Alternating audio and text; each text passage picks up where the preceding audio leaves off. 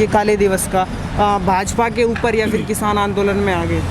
देखिए, आज जो किसान आंदोलन में जो आज काला दिवस आज हमारा 6 महीने पूरा हो रहा है और इस मौजूदा जो भारतीय जनता पार्टी की क्रूर शासन है इसके 7 साल ही आज के दिन पूरे हो रहे हैं। किसान चाहता है कि देश में जमीन जिंदा रहे और सरकार चाहती है कि सिर्फ उद्योगपति जिंदा रहे।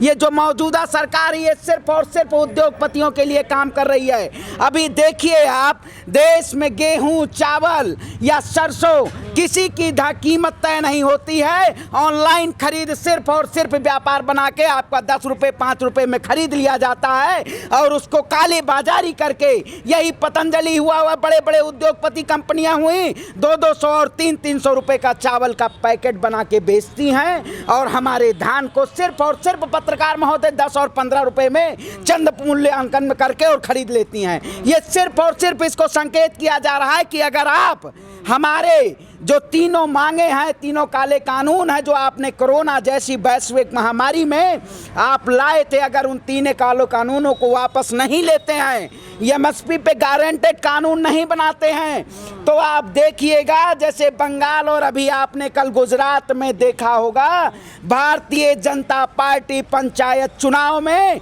36 की 36 सीटों चुनाव में हार चुकी है। जनता ऐसे आपको हराने का काम करेगी और आपके क्रूर शासन को ये देश का किसान और नौजवान आपको तोड़ के रख देगा।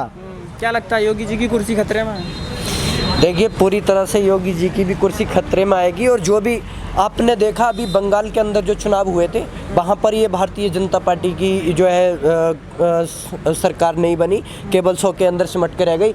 उसी तरह से आज यहाँ पर जो किसान 6 महीने से बैठा है और आज जो ये काला दिवस मनाया है तो ये इसलिए भी मनाया है कि पिछले जो इन्होंने 7 सालों में, इनके जो आज 7 साल कंप्लीट हुए, पिछले 7 सालों में कोई एक भी ऐसा काम नहीं किया, कोई ऐसा हॉस्पिटल नहीं बनाया था जो इस महामारी में काम आ सकता था। बल्कि एक मोदी जी ने कहा था कि ये वायरस बहरूपिया है। वाकई ये बीजेपी जो बहरूपिया, क्योंकि सन 2016 में ये नोटबंदी लेकर आते हैं, वहाँ पर जो बैंकों के बाहर जो लाइन लगकर सैकड़ों लोग मारे जाते हैं, उसके बाद में सन 2017 में ये जो है जीएसटी लेकर आते हैं और उस टाइम जो लोगों के कारोबार ठप हो जाते हैं। उसके बाद सन 2019 में आपने देखा कि ये फिर CA/NRC का बिल लेकर आए, उसमें जो है लोगों ने प्रदर्शन किया और उसमें भी सैकड़ों लोगों की जान गई। उसके बाद जब लॉकडाउन इन्होंने किया तब अचानक में किया, जैसे नोटबंदी अचानक में की थी। लॉकडाउन अचानक में करने से क्या हुआ, आपने देखा कि जो 400-500 किलोमीटर अपने घर से दूर लोगों के लिए, अपने परिवार के लिए जो है, तो उसमें भी मतलब सैकड़ों लोग मारे गए। तो इस सरकार ने 7 सालों के अंदर यही चीज़ किया है कि लोगों को लाइन में लगवाया है और मरवाया है। आपने देखा अभी जो ये किसान बैठा है, तो किसान ये जो है लॉकडाउन के अंदर में ये तीनों बिल लेकर आए और जब से 6 महीने के अंदर जो यहाँ पर इस महामारी में, इस धूप में, इस ठंड में, इस गर्मी में जो है किसान यहाँ पर बैठा है। तो किसान अपने परिवार को दूर, परिवार से दूर, बच्चों से दूर इसलिए बैठा है कि ये जो हमारे काले कानून जो हमारे ऊपर थोपे जा रहे हैं, इनको जो रद्द किया जाए और एमएसपी पे लिखित में कानून दिया जाए। तो अगर इस चीज़ को नहीं मानती है तो ये आज संदेश था सरकार के लिए ब्लैक डे मनाकर कि आगे आने वाले विधानसभा चुनाव में 2022 में आप जो उत्तर प्रदेश के अंदर भी आपको धूल चटाने का काम करेंगे, पहली डोज का काम करेंगे। क्या लगता है क्या फ़र्क पड़ेगा, क्योंकि जिस हिसाब से भाजपा की छवि योगी जी की सुधारने का काम कर रही है, क्या वापसी हो पाएंगे कानून बिल? भारतीय जनता पार्टी की छवि सुधर नहीं है पत्रकार महोदय। आज माँ गंगा उनकी जो वो है छवि उसको दिखा रही हैं कि आपने धर्म के नाम पे जो पाखंड फैला रखा है इस देश में, भारत की एकता, अखंडता, संप्रभुता का जो प्रतीक था, इसको आपने खत्म कर दिया है। आज लोगों को धर्म की राजनीति में तोड़ने का एक चोला पहन के और देश में इस सरकार ने व्यापार करने का काम किया है। ऐसे सत्ता में बैठे व्यापारियों को ये देश की जनता, देश का किसान, देश का छात्र और नौजवान इस सरकार को घुटने टेकवा के रहेगा। यही सरकार हरियाणा में अपने अहंकार में 16 मई को डूबी हुई थी, लेकिन 24 मई को उसको किसान के जनादेश से उसको तोड़ना पड़ा और वो अपने घुटने किसानों के प्रति टेक दिया। ये सरकार तो पहले दिन से हमें कमज़ोर करना चाह रही थी, चाहे वो 26 जनवरी की बात बात हो, चाहे वो किसी आज की बात हो, ये जब जब डर इनको सताता है तो या तो वर्चुअल के द्वारा रोने का काम करते हैं या फिर देश में प्रशासन को आगे करके और अशांति होती है उसको भंग करके लोगों को बदनाम करना चाहते हैं। लेकिन हमारा ये किसान आंदोलन ये सफलतापूर्वक विगत 6 महीनों से हमारा कार्यरत है और ये सरकार अगर जब तक घुटने नहीं टेकेगी तो ये तो किसान आंदोलन चल रहा है और देश के कोने कोने प्रत्येक राज्यों में, आपने अभी लक्षद्वीप में देखा होगा, भारतीय जनता पार्टी के ही अंदर कोहराम मच गया है। 8 विधायक इस्तीफा दे चुके हैं भारतीय जनता पार्टी से। ये अपने ही परिवार को अब नहीं संभाल पा रहे हैं। ये सिर्फ और सिर्फ जनता को गुमराह किया जा रहा है। जैसे उनके अंदर कलह मची हुई है, देश की जनता इनके कलह को खत्म कर देगी और इस पाखंड को खत्म करके, इस महामारी को खत्म करके देश में एक बार फिर वही जो पहले हमारा देश था, हिंदुस्तान कृषि प्रधान देश था, ये वर्चुअल प्रधान बना चुके हैं। फिर से वही कृषि प्रधान देश होगा और सभी खुशहाल होंगे, हरियालियां होंगी। ये सिर्फ और सिर्फ जुमलेबाजी, फरेबजीबी, झूठ, बेईमान, स्वार्थी, इन सबको सत्ता से दलालों को भगाया जाएगा और देश में किसान की क्रांति जो है ये फिर से बेमिसाल होगी। अच्छा, आपने गंगा जी की बात करी और लोगों का कहना अगर वहीं पे भाजपा की सरकार ना हो कि किसी और की सरकार होती तो शायद अभी हिंदू खतरे में होता, जिस तरह लाशों के ऊपर से कफन हटाया जा रहा है। सरकार हिंदुत्व की बात करती है। हिंदुत्व में, हिंदू में कहावत है कि लकड़ी, अगर मैं आज सोचता हूँ मेरी मौत हो तो मुझे 2 लकड़ी मिल जाए क्योंकि मेरी लाश का दफन हो जाए। लेकिन इस सरकार ने हिंदू के नाम पे, अयोध्या में आप जाके जाइए, जिस राम राज्य की कल्पना इस सरकार में, अयोध्या से मैं पढ़ा लिखा हूँ, मैं अयोध्या की सरजमी से आता हूँ। इस सरकार ने वहाँ जो श्री राम अस्पताल है ना वहाँ पे वैक्सीनेशन की व्यवस्था है, ना डॉक्टर हैं, क्योंकि राज्य सरकार के अधीनस्थ में डॉक्टर आते हैं, उनको सैलरी नहीं दी जाती है। अभी आपने शिक्षकों की देखी होगी, 1600 शिक्षक थे जिनकी मृत्यु हो जाती है जब त्रिस्तरीय पंचायत चुनाव होता है। उस वक्त सरकार कुछ नहीं बोलती है, लेकिन चुनाव जैसे खत्म होता है उसके बाद ये घोषणा करती है सिर्फ 3 टीचर वहाँ पे उनकी मृत्यु हुई है। अरे यहाँ पे जिंदा लोगों को मारना चाहती है, लेकिन आज तैरती हुई लाशें भी इस सिस्टम को नंगा कर दी हैं कि आप जैसे जैसे लोगों को गुमराह कर रहे हैं, जनता ये गुमराह नहीं होने वाली है।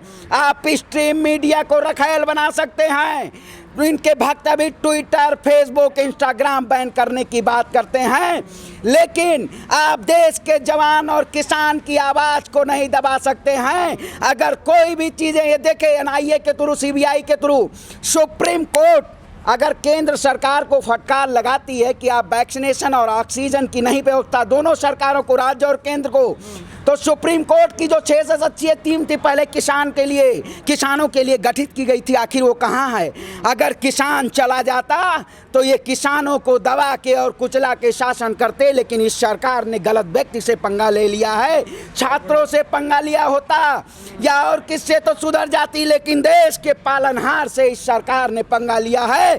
और जो किसान हल चला के अन्न उपजाता है और देश के कोई भी व्यक्ति हो उसको भूखे को रोटी खिलाता है, वो इस सरकार को भूखा, नंगा और बेइज्जत करके ये देश का किसान इसको कर देगा और इस कुर्सी से उतार फेंकने का काम करेगा। सोशल मीडिया से ये आंदोलन काफ़ी ऊंचा उड़ा है और वहीं सोशल मीडिया बंद करने की बात होती है, तो क्या प्रभाव पड़ेगा इसका? देखिए, ये सरकार तानाशाही रवैये से पूरी तरह से चल रही है। आपने देखा होगा, अगर कोई भी आवाज़, एक सच्चाई दिखाने की कोशिश आप लोग कर रहे हैं तो उसी चीज़ को बैन करने की मांग कर देते हैं। अगर कोई आवाज़ उठा रहा है तो उसको जेल में डालने की बात कर रहे हैं। आपने अभी बिहार के अंदर देखा होगा, जो विधायक भी रहे, जो सांसद भी रहे, और उनको जो है, उन्होंने जो है क्या किया था कि जो एम्बुलेंस खड़ी थी उनको ही तो बेनकाब किया था, उनको ही तो दिखाया था। वो पिछले सालों से जो है, कई सालों से हम देखते आ रहे हैं कि सोशल मीडिया पे उनका कोई ना कोई वीडियो, अगर कोई आपदा में फंसा हुआ है तो वहाँ पर पानी में भी जाकर उन्होंने खाना पहुँचाया है। कई अगर ऑक्सीजन नहीं मिल पाई तो वहाँ पर ऑक्सीजन मुहैया कराइए। अस्पताल में एक जगह वो गए देखने के लिए, वहाँ पर एक माँ बैठी थी जो 3-4 दिन से अपने बेटे को एडमिट किए हुए थी और वो अपने बेटे को नहीं देख पा रही थी, हॉस्पिटल वाले नहीं दिखा रहे थे। लेकिन जैसे ही वो जाते हैं, पप्पू यादव जी जाते हैं, उनके गले लग जाती है और कहती है कि एक बार दिखवा दीजिए। तो जो उस मतलब उस माँ को जो बेटा देखकर जो है सबर आ जाता है, उस तरह का अगर कोई काम करता है, ज़मीनी स्तर पर कोई काम करता है तो उसको जेल में डाल दिया। आज आपने देखा कि वो बीमारी से जूझ रहे हैं। तो ये सरकार पूरी तरह से जो आवाज़ दबाने का काम कर रही है, लेकिन आज जो है उसने पंगा ये सरकार ने जो है किसान से लिया है। ये वही किसान है साहब जो धरती को चीरकर अनाज उगाता है, और ये ताकत हिम्मत उस खून पसीने से कमाए हुए उगाए हुए अनाज की है। हमें किसी तानाशाही सरकार से डरने की ज़रूरत नहीं। इस किसान ने बता दिया, और आज जो ब्लैक डे मनाया है, इस ब्लैक डे को अपने दिलो दिमाग में कायम रखना, इस ब्लैक डे को अपने दिलो दिमाग में कायम रखना, क्योंकि कल यही ब्लैक डे जो है क्रांति का प्रतीक बनकर आप भारत के अंदर जो है तानाशाही और गंदगी को साफ करने का काम करेगा। ये किसान है। किसान ने आज सुबह भी बता दिया, हिसार के अंदर भी बताया था कि किसान ना ही तानाशाही रवैये से सरकार से डरता है, ना ही वाटर कैनन से, ना ही आंसू गैस के गोलों से। वहाँ पर लाठियाँ भी बरसाई और 16 तारीख को वहाँ पर मुकदमे भी दर्ज किए। लेकिन किसान की जो बात थी उस दिन कह दिया गया था ये बहरूपिया, एक तो वायरस की तरह बहरूपिया मैंने आपको बताया। तो ये जो किसान जो सरकार जो मतलब प्रशासन ने भी जो ये कह दिया कि फिर उस टाइम कि कोई भी किसानों पर केस नहीं होगा, लेकिन उसके बाद ही दूसरे दिन को जो कह दिया कि किसानों पर जो है केस कर दिया गया है। लेकिन किसान ने फिर बता दिया 24 तारीख को वहाँ पर लाखों की तादाद में पहुँचकर कि तुम्हें घुटने टेकने पड़ेंगे, और वहाँ के प्रशासन ने फिर माना कि ये केस हम वापस लेंगे। इसी तरह से आपने देखा 26 जनवरी के अंदर, 28 तारीख के अंदर, तरह तरह से आप ये सोशल मीडिया की वजह से पूरे देश के अंदर, भारत के अंदर जो जन आंदोलन बना टिका हुआ है। ठीक, एक सवाल उठता है, 120 से 200 हो गया, चाहे सरसों का तेल हो चाहे रिफाइंड हो, जो घरेलू बहुत ज़रूरी है खाने के अंदर, और भी तेलों के दाम बढ़ते जा रहे हैं। आखिर कहाँ तक रुकेंगे और कब तक? 200 बहुत ज़्यादा अंक नहीं लगते? बहुत ज़्यादा अंक लगते हैं। आज इसी शासनकाल में, जब इससे पूर्व की सरकारें थी, इसी सरकार में स्मृति ईरानी जब सिलेंडर की महंगाई होती थी तो ये सिलेंडर लेके बैठ जाया करती थी रोडों पे। लेकिन आज ये आंटी जी पता ना कहाँ बैठी हुई हैं, देश की महंगाई चरम सीमा पे है, वही कहते हैं महंगाई डाइन मार गई। लेकिन इस भाजपा सरकार ने पूरी खा गई है महंगाई को। चाहे पेट्रोल की कीमत हो 104 रुपए के आसपास, या डीजल की कीमत हो, सरसों के तेल की कीमत हो, किसानों के अनाज को मूल्यांकन नहीं किया जाता है, एमएसपी पे गारंटेड उनको पैसा नहीं दिया जाता है। लेकिन यही जब बड़े बड़े कॉरपोरेट में, बड़े बड़ी कंपनियों में जब सरसों का हमारा सरसों जाता है तो इसकी महंगाइयाँ चरम पे होती हैं। सरकार केवल दिखावे के लिए, आपने देखा होगा कि अभी सरकार ने उसका डीएपी का खाद सस्ता कर दिया। आप बताइए, जिस शासनकाल में 1200 रुपये का डीएपी था, 1700 रुपये में सरकार ने खुद 600 रुपये बढ़ाई।